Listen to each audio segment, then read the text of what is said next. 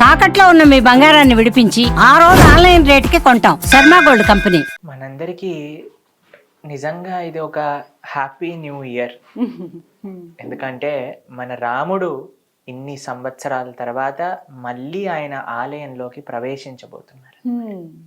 మనందరికీ తెలుసు, రాముడు త్రేతాయుగంలో అయోధ్య నగరంలో ఆవిర్భవించారు.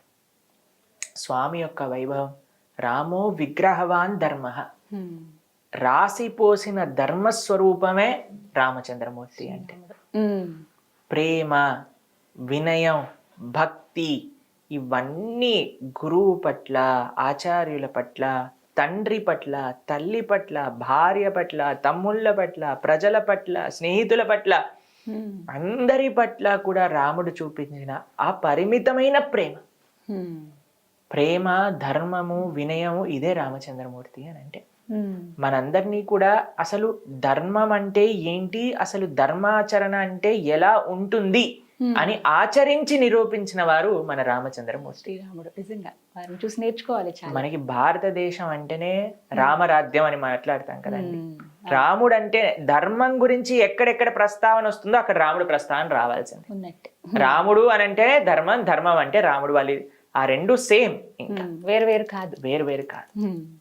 అటు రామచంద్రమూర్తి యొక్క అద్భుతమైన ఆ చరిత్ర రామాయణం మనం చూస్తాం. రామాయణం ఎన్ని లక్షల కోట్ల సంవత్సరాల నుంచి మనకు వస్తూ ఉంది.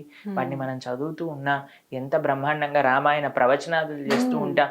రామచంద్రమూర్తి యొక్క ఆలయాలు మనకి ఎక్కడ కనిపిస్తే అక్కడ రామాలయం లేని ఊరు ఉంటుందా అండి? ఖచ్చితంగా. మన తెలుగు వాళ్ళకి ఇంకొకమైన ఒక గొప్ప అదృష్టం ఏంటి అంటే, రాముడు ఇక్కడ ఉన్నాడు. మన అరణ్యవాసం చేసినప్పుడు భద్రాచల క్షేత్రం, ఆ భద్రాచలం క్షేత్రంలో ఆ రాముడు ఉన్నంత సౌందర్యం ఇంకెక్కడ మనం చూడం.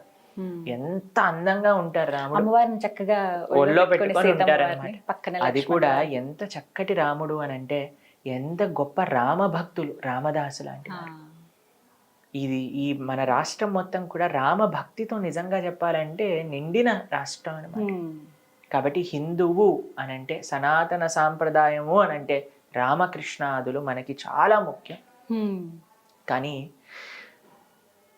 దురదృష్టవశాత్తు మనకి అటు రాముడు జన్మభూమి లేదు, ఇటు కృష్ణ జన్మభూమి కూడా ఆలయం లేకుండా అయిపోయింది. రాముడి యొక్క అయోధ్య గురించి మాట్లాడితే 1528వ సంవత్సరం జూన్ 6వ తారీఖున బాబర్ అనే ఎవరైతే ఆ ఎంపరర్ ఉన్నారో వాళ్ళ యొక్క జనరల్ 1,75,000 మంది హిందువుల్ని సంహరించి అక్కడుండే రామ మందిరాన్ని కూల్చేశారనమాట. అప్పటి నుంచి రాముడికి ఉండడానికి ఒక స్థలం కూడా లేదు. 500 సంవత్సరాలు ఇప్పటికీ గడిచిపోయింది. అయినా సరే సనాతన ధర్మానికి చెందిన ఈ దేశంలో, సనాతన ధర్మం పుట్టిన దేశంలో, సనాతన ధర్మం ఈ ప్రపంచాన్ని మొత్తం కూడా సనాతన ధర్మం వైపు తిరిగి, సనాతన ధర్మంలో ఉండే రాముడి గురించి తెలుసుకొని, రాముడు మాకు ఆదర్శం, రామ భక్తి మాకు కావాలి, రామనామం కావాలి అని భారతదేశానికి వస్తే, భారతదేశానికి వచ్చి ఆశ్చర్యపోయే విషయం ఏంటి అంటే, రాముడికి అక్కడ ఆలయం లేదు, రాముడికి గుడి లేదు, కృష్ణుడికి గుడి లేదు. కాశీలో విశ్వనాథుడికి ఆయన ఒరిజినల్ ఆలయం లేదు. అది మన భారతదేశ స్థితి. కానీ ఒక గొప్ప అదృష్టం, ఇన్ని సంవత్సరాల తర్వాత తిరిగి గొప్ప మహానుభావుల యొక్క సంకల్పంతో, మంచి రాజకీయ నాయకులు ఒక విధంగా చెప్పాలి అని అంటే వాళ్ళ యొక్క సంకల్పం, వాళ్ళ యొక్క శక్తి, ప్రధానమంత్రి గారు, మిగతా వాళ్ళందరూ వాళ్ళు కష్టపడి ఎన్ని వేల సంవత్సరాల నుంచి రామ ఆరాధన జరుగుతున్న ఈ దేశంలో కొన్ని వందల సంవత్సరాల నుంచి అక్కడ రామ భక్తులందరికీ కూడా ఒకటి వాళ్ళ ప్రాణం అక్కడ రాముడు ఆలయంలోకి వెళ్ళాలి. ఇది రామ జన్మ యొక్క భూమి, ఆయన పుట్టిన ప్రదేశం ఇది, ఇక్కడ ఆయనకి ఆలయం ఉండింది, ఆయన ఆలయంలోకి ఆయనను పంపించండి. మా గురువు గారు 1971లో అయోధ్యకి వెళ్ళినప్పుడు అక్కడ అక్కడ ఆయన చెప్పారనమాట, మొత్తం మిలిటరీ వాళ్ళందరు నించొని మొత్తం ఐరన్ ఫెన్సింగ్ ఉండేదన్నమాట, ఎవరు లోపల పోనిచ్చే వాళ్ళు కాదు. అక్కడ బయట కూర్చొని సాధువులందరూ అఖండ హరినామ సంకీర్తన చేస్తూ ఉండేవారు అనమాట, రామనామ సంకీర్తన. ఎందుకోసము అని అంటే, మా గురువు గారు వెళ్ళినప్పుడు ఆయనకు ఒక పాంప్లెట్ ఇచ్చారు, ఇక్కడ రామ మందిరం కట్టాలి, ఇక్కడ రాముడు మళ్ళీ ఆయన యొక్క ఆలయంలోకి వెళ్ళాలి, దీనికోసం విరాళ స్వీకరణ కోసం మేమందరం ఇక్కడ కూర్చొని ఈ అఖండ హరినామ స్మరణ చేస్తున్నాం. మా జీవితంలో ఒకటే ఆశయం ఏంటి అని అంటే, ఇక్కడ రాముడు మళ్ళీ ఆలయంలోకి వెళ్ళాలి. 1971 ఇచ్చిన ఆ పాంప్లెట్ ని మా గురువు గారు భద్రంగా ఉంచుకున్నారనమాట. ఇప్పటికి మొన్నే తీసి చూపించారు. ఈ పాంప్లెట్ నేను అక్కడికి వెళ్ళినప్పుడు నాకు ఇచ్చారు, ఇప్పుడు ఆ కోరిక నెరవేరుతుంది. ఎంత మంది అండి జీవితాన్ని త్యాగం చేయడానికి సిద్ధమైపోయారు. మా రాముడు అక్కడ ఉంటే చాలు, మాకు ఇంకే ఏమొద్దు. అలాంటి శుభతరుణం శుభతరుణం మనము ఉన్న సమయంలో మనం చూడబోతున్నాము అని అంటే ఎంత అదృష్టము అనేది అంత అదృష్టం. ఇప్పుడు ఈ జనరేషన్ వాళ్ళకి నిజంగానే అది గొప్ప అదృష్టం. అందుకే మేము ఈసారి న్యూ ఇయర్ చెప్పడంలో చాలా ఆనందపడుతూ ఉన్నాం. నిజంగా కొత్త సంవత్సరం ఎందుకంటే అది మంచి సంవత్సరం. ఎందుకంటే మన రామచంద్రుడు తిరిగి అయోధ్య నగరంలో తను పుట్టిన ప్రదేశంలోకి వెళ్తున్నారు. చాలా మంది ఆర్గ్యూ చేశారండి, ఎలా ప్రూవ్ చేస్తారు రాముడు ఇక్కడ పుట్టాడు అనే విషయం గురించి ఎలా తెలుస్తుంది అని అంటే, మనకి తెలుస్తుంది రామభద్రాచార్యులు అని చాలా గొప్ప జగద్గురువులు అనమాట. ఉత్తర భారతదేశంలో చిత్రకూటంలో వాళ్ళ పీఠం ఉంటుంది, తులసి పీఠం అని. ఆయన చిన్నప్పటి నుంచి ఆయనకి నేత్రములు కనిపించవు, అయినా సరే సుమారుగా 4 లక్షల శ్లోకములు కంఠస్థం ఆయనకి. అమ్మో, అంతగా జ్ఞాపకం. పురాణాలు, వేదాలు, శాస్త్రాలన్నీ కూడా 4 లక్షల పైగా శ్లోకాలు ఆయనకు వచ్చు. మనకు కష్టం. మొత్తం గీత, మొత్తం తులసీదాస్ యొక్క రామాయణం, మొత్తం భాగవతం అన్ని ఆయన చూడకుండా చెప్పేస్తారని.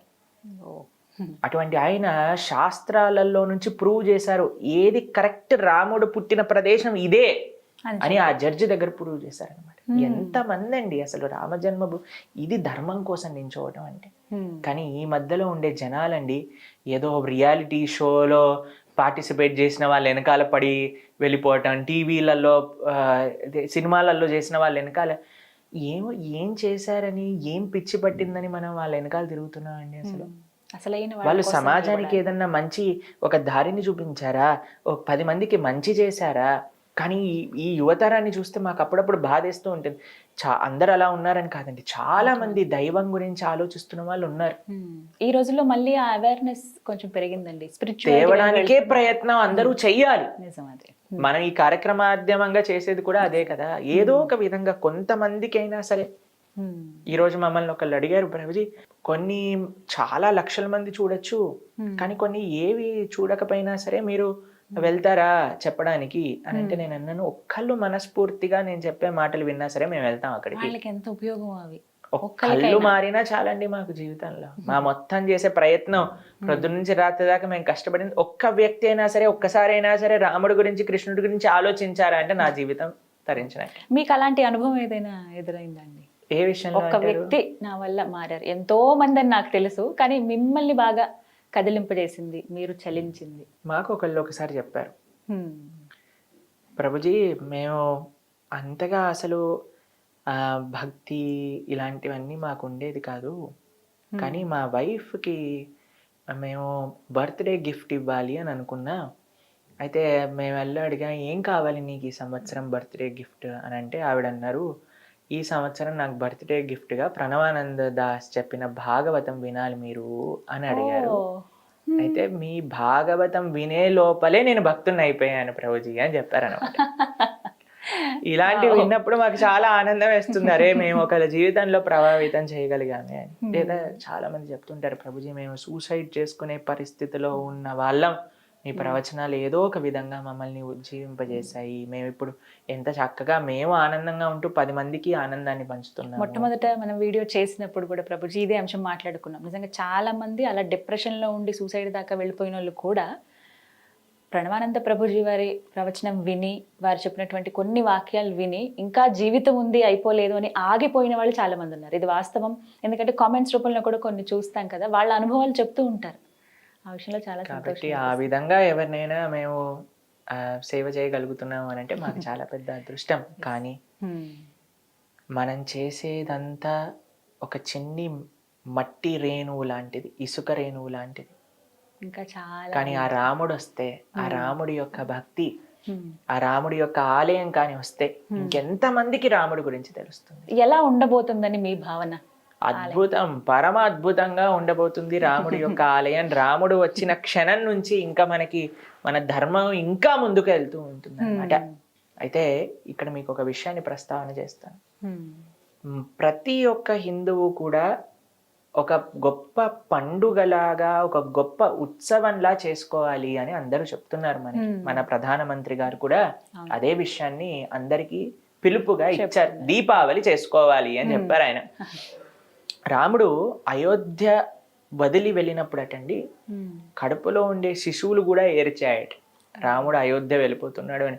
చెట్లన్నీ రాముడు వెళ్ళిపోతున్న వైపుకి వంగిపోయి వంగిపోయి వంగిపోయి 14 సంవత్సరాలు పూలే విరుచుకోలేదట, ఒక పండు కూడా కాయలేదట. ఇంట్లో ఉండే చిన్న చిన్న ప్రాణులు, పిల్లులు, ఇవి కూడా రాముడి వైపే ఏడుస్తూ ఏడుస్తూ వెళ్ళిపోయాయట. ఒక్క పండుగ, ఒక్క ఉత్సవం రాముడు లేక అసలు అయోధ్య వాసులందరూ కూడా అంతా బాధపడ్డారట. కానీ ఎప్పుడైతే రాముడు వస్తున్నాడో ఆనందంతో వాళ్ళప్పుడు 14 సంవత్సరాల తర్వాత దీపం వెలిగించి తోరణం కట్టుకొని ముగ్గేసి రాముడిని స్వాగతించారట. కాబట్టి మనకి దీపావళి రాముడి యొక్క స్వాగతం. నిజమైన దీపావళి జనవరి 22. ఎందుకంటే రాముడు నిజంగా మళ్ళీ తిరిగి ఆలయంలోకి ఆ అయోధ్య వైభవం ఆ రోజు ప్రకాశింపబడుతుంది అనమాట. కానీ కేవలం రాముణ్ణి ఆలయంలోకి పంపించి మనం పని మనం చేసుకోకూడదు. రాముణ్ణి మన హృదయంలోకి స్వాగతించాలి. ఎలా స్వాగతిస్తారు హృదయంలోకి అనంటే, ఆ రాముడు గురించి వినటంతో, రాముడు ఆచరించిన మార్గం తెలుసుకోవటంతో మన హృదయంలోకి మనం ఆహ్వానించవచ్చు. అందుకే జనవరి 16వ తారీఖు నుంచి మన ప్రణవానంద దాస్ ఛానల్ ఏదైతే ఉందో ఆ మాధ్యమంగా మనం రామాయణ ప్రవచనాలను చేస్తున్నాం అనమాట. 16 తారీఖు నుంచి స్టార్ట్ అవుతుంది. మొత్తం పూర్తి రామాయణాన్ని మనం చెప్పుకోబోతున్నాం. రాముడి యొక్క ప్రతిష్ట. 12 days. 12 days మనం మొత్తం ఒక్కొక్క కాండం కూడా రెండు చెప్పున సంక్షిప్తంగా రాముడి యొక్క ఆ ఉత్సవాలు జరిగేంత లోపల మనం పూర్తి రామాయణాన్ని శ్రవణం చేయాలి అనే ఒక సంకల్పంతో అనమాట. కాబట్టి మేము మీ అందరికీ చేసే రిక్వెస్ట్ ఏంటి అంటే, తప్పకుండా ఆ రామాయణాన్ని వినండి. విన్నప్పుడు కేవలం భగవంతుని మందిరంలో పంపించి మనం నమస్కారం చేయకుండా మన హృదయంలోకి కూడా రాముని స్వాగతించినట్టు అవుతుంది. రాముని హృదయంలోకి హనుమంతుడిలాగా హృదయాన్ని చీల్చుకొని స్వాగతించలేం కదండి. చెవుల ద్వారా ప్రవిష్ట కందరంధ్రేణ అని అంటారు. చెవుల ద్వారా భగవంతుడు మన హృదయంలోకి ప్రవేశిస్తారనమాట. ఇంకొక విషయం చెప్తాను, కేవలం హృదయంలో పెట్టుకోకండి, రాముణ్ణి ఈ ప్రపంచం అంతా నడిపించండి. ఎలా నడిపిస్తారు రాముణ్ణి? మనం ధర్మాచరణ చేస్తే రాముడు నడిచినట్టే. ఎందుకంటే రాముడు ధర్మం కాబట్టి. ఇందులో 3 స్టెప్స్ అండి. ఫస్ట్ది, మనందరం ఒక గొప్ప ఉత్సవంగా రామ పునఃప్రతిష్ఠ ఉత్సవాన్ని చేసుకోవాలి. మనకు తెలుస్తున్నది, ఇంటింటా అక్షంతలు పంపిస్తున్నారట, ఆ కార్యక్రమంగా జరుగుతుంది. దాన్ని కూడా స్వాగతించండి, బ్రహ్మాండంగా ఎంతో పవిత్రంగా స్వీకరించండి. దాంతో పాటు మీరు 22 జనవరి తారీఖున అద్భుతమైన దీపోత్సవంగా చేసుకోండి. దానికంటే ముందు ప్రిపరేషన్ గా 16th నుంచే మీరు రామాయణం వినటం స్టార్ట్ చేయండి. అప్పుడు హృదయంలోకి వస్తుంది. రాముడు వచ్చేసాడు ఆలయంలోకి, రాముడు వచ్చేసాడు మన హృదయంలో. దాని తర్వాత ఒక చిన్న మార్పు మన జీవితంలో తెచ్చుకుందాం. రాముడు నడిచిన విధానాన్ని మన జీవితంలో తెలుసుకొని నేను ఎలా మారాలి. రాముడు అంటే ఎవరండి? తల్లిదండ్రుల యొక్క ఆజ్ఞ తూచా తప్పకుండా పాటించేవారు, భార్యకి ఎంతో రెస్పెక్ట్ ఇచ్చేవారు, ఏకపత్ని వ్రతుడు, అన్నా తమ్ముళ్ళ మధ్యలో అన్యోన్యమైన ప్రేమ. అన్నా తమ్ముళ్ళు ఎలా ఉండాలి, భార్యాభర్తలు ఎలా ఉండాలి, ఒక పిల్లలు ఎలా ఉండాలి తల్లిదండ్రుల పట్ల, ఒక రాజు ఎలా ఉండాలి ప్రజల పట్ల, ఒక స్నేహితుడు ఎలా ఉండాలి స్నేహితుడి పట్ల. దేంట్లోనైనా మీకు ఒక ఐడియల్ పర్సనాలిటీ కావాలి అని అంటే మా రామచంద్రుడు ఉన్నాడు అక్కడ. ఆయన చూపిస్తే చాలు, ఆయన చూపిస్తాడు. మీకు ఎవ్వరూ ఇన్స్పిరేషన్ అవసరం లేదండి ఈ ప్రపంచంలో. రామకృష్ణులు ఆర్ ద బిగ్గెస్ట్ ఇన్స్పిరేషన్. అయితే ప్రభుజీ, శ్రీరాముల వారి నుంచి మేము ఏం నేర్చుకోవాలి అని అంటే ఏం చెప్తారు? మీరు ఏమి మంచి విషయం నేర్చుకోవాలన్నా మా రాముడు నేర్పించడానికి తయారుగా ఉన్నారు. రామో విగ్రహవాన్ ధర్మ మీరు ఏ మంచి పని చెయ్యాలి అని అనుకుంటున్నారో మన రాముడు ఆ విషయాన్ని చూపించేసాడు ఆల్రెడీ తన ఆచరణలో. మీరు మంచి వైపు వెళ్ళాలి అని అనుకుంటే రామాయణం చూపిస్తుంది, మీరు ఎలా ఉండకూడదు కూడా రామాయణం చూపిస్తుంది. మంచి అన్న తమ్ముళ్ళుగా ఉండాలనుకుంటున్నారా, రామకృష్ణులుగా ఉండండి. పిచ్చి అన్న తమ్ముళ్ళుగా ఉండాలనుకుంటున్నారా, వాలి సుగ్రీవుల్లా ఉండండి. మంచి రాజులా ఉంటారా, రాముళ్ళా ఉండండి. ఒక చెడు లక్షణాలు ఉన్న రాజులా రావణుడు ఉన్నాడు మీ దగ్గరే. ఒక మంచి భర్త, అన్ని రామాయణంలో ఉన్నాయి. కాబట్టి రామాయణాన్ని వినండి. మనం ఎన్నోసార్లు వినుంటాం, మళ్ళీ రామాయణాన్ని వినండి. ఈ రామ జన్మోత్సవాలు అయ్యేంత వరకు, ఆ పునఃప్రతిష్ఠ మహోత్సవాలు అయ్యేంత వరకు చక్కగా ఆ రామ ధ్యాసలో, ఆ రామ మననంతో మనం గడపగలిగితే అది నిజంగా ఒక గొప్ప ఉత్సవం అన్నమాట. మీకు ఆ విషయం తెలుసా, ఇంతకు ముందు పాత రామాయణం సీరియల్ వచ్చింది కదండి దూరదర్శన్ లో వచ్చినప్పుడు, ఎప్పుడైతే ఆ రామాయణం టెలికాస్ట్ అయిందో మన దేశంలో 70% క్రైమ్ రేట్ తక్కువ ఉండిందట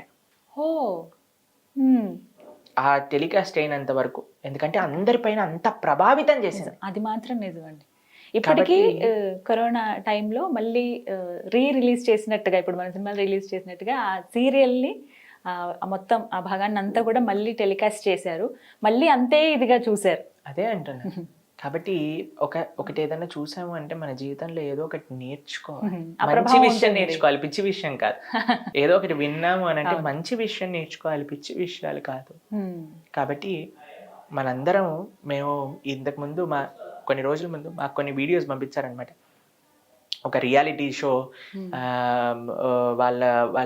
వాళ్ళు ఎవరో బయటకు వస్తే వీళ్ళందరూ గట్టి గట్టిగా అరవటం, అది ఇది చేయటం, వేరే వాళ్ళపైన దాడి చేయటం, అవి ఇవి అన్ని చూస్తే మేమైతే బాధేసింది. బాబా, అయ్యో వీళ్ళందరూ ఈ దేశానికి సంబంధించిన యువకులా, వీళ్ళ రేపు ప్రొద్దున మన దేశాన్ని ముందుకు తెరిపించేది. ఏం చేస్తున్నారు, ఏ పరిస్థితిలో ఉన్నారు, ఏం చెయ్యాలి, ఏం చేయకూడదు అని తెలియకూడదా అండి మనందరికీ కూడా? దేనికోసం అంటే మాకు ఏంటి బాధ అంటే, యువత ఎప్పుడైతే ఆదర్శాలు, తప్పుడు ఆదర్శాలలో వెళ్ళిపోయింది అనుకోండి, ఇంకా ఈ దేశం వాళ్ళ చేతుల్లోనే కదండి ఉంది. ఎక్కువ యంగ్ జనరేషన్ ఉన్న కాబట్టి యంగ్ జనరేషన్ దేని నుంచి ప్రభావితం అవ్వాలి అని అంటే మంచి విషయాల నుంచి ప్రభావితం అవ్వాలి. కానీ మంచి చెప్పేవాళ్ళు, మంచి చూపించే వాళ్ళు ఉన్నారా అంటే ప్రశ్నార్థకం అయిపోయింది. దొరికిన ఇలాంటి కొద్ది వాటిని కూడా యాక్సెప్ట్ చేసే ఆ గుణం ఉండాలి. కాబట్టి మీ అందరికీ మేము చేసే ప్రార్థన ఏంటి అంటే, ఆ రామాయణం చక్కగా శ్రవణం చేయండి. మీరు వినటం కాకుండా మీ పిల్లల్ని ప్రోత్సహించండి. అందరూ కూడా ఎప్పుడైతే ఆ రామభక్తి, ఆ రామనామం, ఆ రామచింతన, రామ కథ ఎప్పుడైతే వస్తుందో, ఆ రామ భక్త శిరోమణి హనుమాన్, అటువంటి హనుమ అటలో మనం నడవాలి. ఆయన శక్తి, ఆయన యొక్క భక్తి, ఆయన యొక్క సేవ. హనుమంతుడు చూసారా అండి మీరు? ఒక స్వరూపంలో మీరు చూసారనుకోండి, హనుమ ఒక దగ్గర గద పట్టుకొని, ఇంకో చేత్తో ఇలా పర్వతాన్ని పట్టుకొని, హృదయంలో సీతారాములు. మనకి అలా ఒక అద్భుతమైన, మా ఆశ్రమంలో ఉండే హనుమ కూడా ఇలానే ఉంటాడు. అయితే హనుమ ఈ స్వరూపంతో ఏం సూచిస్తున్నారు అంటే శక్తి. మన జీవితంలో ధర్మం ఆచరించాలి అంటే శక్తి కావాలండి. ఆ శక్తి మన దగ్గర ఉండాలి. ఏం జీవితంలో సాధించాల్సిన సరే మనం సాధించగలిగిన శక్తి మన దగ్గర ఉండాలి. ఈ శక్తితో పాటు కావాల్సింది భక్తి, హృదయంలో భక్తి. హృదయంలో భక్తి, మన జీవితంలో సాధించడానికి శక్తి రామసేవ. కేవలం భక్తి హృదయంలో దాచుకొని, ఓ నేను ప్రేమిస్తున్నాను కాదయ్యా, ఏదో ఒకటి సేవ చెయ్యి. ఇలా పర్వతాన్ని పట్టుకొని తీసుకెళ్తున్నారు హనుమ రామసేవకై. కాబట్టి ఈ 3 మన జీవితంలో ఉండాలి. ఈ రామ జన్మభూమి యొక్క పునఃప్రతిష్ఠ కార్యక్రమంలో మనం స్వామికి ప్రార్థన చేయాల్సింది ఇదే. స్వామి, ధర్మాచరణ చేసే శక్తి, నీ యొక్క భక్తి, నీ సేవ మాకు ప్రధానించు. ఇలా ప్రతి ఒక్క హిందువు, ప్రతి ఒక్క సనాతన సాంప్రదాయానికి చెందిన వారందరూ కూడా ఒక్కసారి ఆలోచించండి.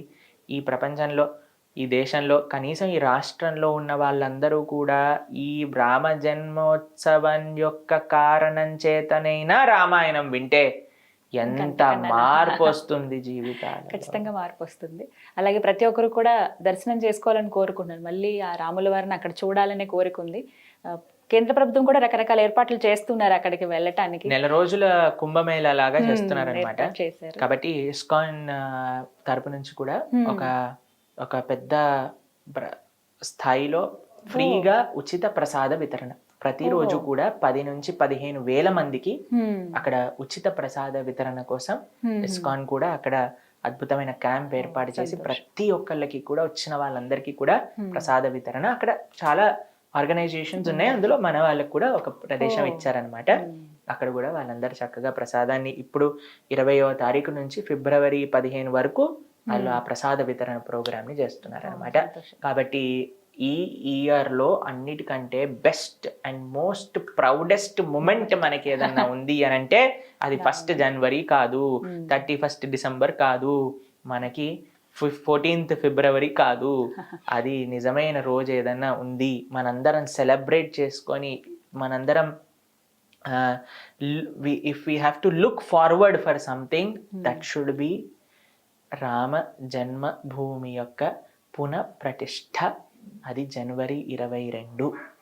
కాబట్టి మీకు మేము చేసే ప్రార్థన చక్కగా మీరందరూ కూడా ఆ స్వామి ఆ సమయానికల్లా మనందరం ఆ రామ చింతనతో ఉండాలి, ఆ రామ భావనతో ఉండాలి.